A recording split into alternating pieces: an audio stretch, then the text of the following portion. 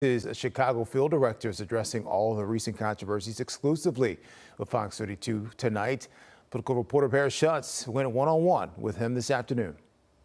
Samuel Olson is back on the job starting this week after leaving the Chicago office for Minneapolis early this summer. Interim Chicago director Russell Hott is moved back to Washington, D.C. Olson says he wanted to clear the air on what he says are some misperceptions about ICE's operations, starting with the detainment of a Hanover Park police officer yesterday, who ICE says is here illegally, despite the officer receiving federal work authorization this year. Yeah, he overstayed his visa. He was, admitted on a visa, and he overstayed that visa for nearly a decade. So he doesn't have any lawful status in the U.S. I mean, he did, USCIS, which is Citizenship and Immigration Service, did issue him a work authorization card, but he didn't have any lawful status here in the U.S. So if CIS is issuing him a work authorization card, is that a mistake on their part to not flag that he did not have lawful status? It might not be a mistake. I mean, like the one thing with talking about some of the immigration law, it's very nuanced, it's very complex, right? I think that it's just probably second to tax law, just the complexity of it. And so there's different ways that somebody could, they might be here illegally, but they might apply for some type of benefit or some type of asylum, and then through that application, they might be authorized to work during that time frame while they wait for that application, but still have no legal status. No question off limits in this wide-ranging one-on-one. I asked Olson why ICE would not let public officials into the Broadview facility, ground zero for weeks of unrest. Broadview isn't a detention facility. We don't hold people there long term. It's essentially, it's a staging facility, it's a processing facility.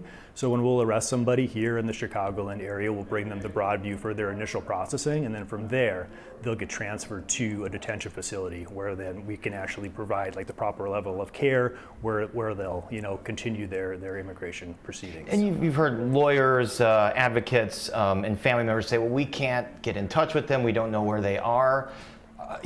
Are family members and attorneys being informed in terms of where exactly they are and what their conditions are? Mm-hmm. They are.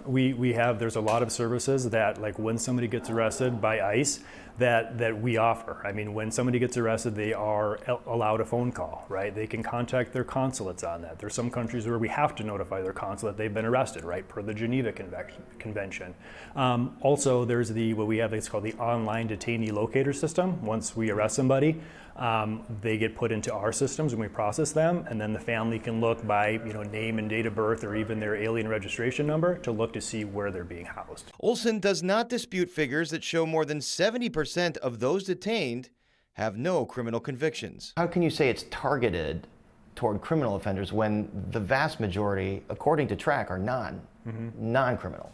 Right. I mean, that's the focus. The focus is the criminal alien element. That is the focus. As we'll start with that focus, but then we are going to encounter people that are non-criminals, that don't have a criminal history. But those individuals could be people who have a final removal order, right? Somebody who was ordered removed in the past. Immigration law tells our officers that if we encounter somebody, we shall take that person into custody. Some important points. The high-profile raids we've seen, car chases, Black Hawk helicopters in South Shore, tear gassing in neighborhoods, Olson says that is U.S. Customs and Border Patrol agents, not ICE. And today, a federal judge once again ordered agents to wear body cams. Olson says they will comply with all federal rulings. And you can watch this entire interview at fox32chicago.com. Paris Schutz, Fox 32 Chicago.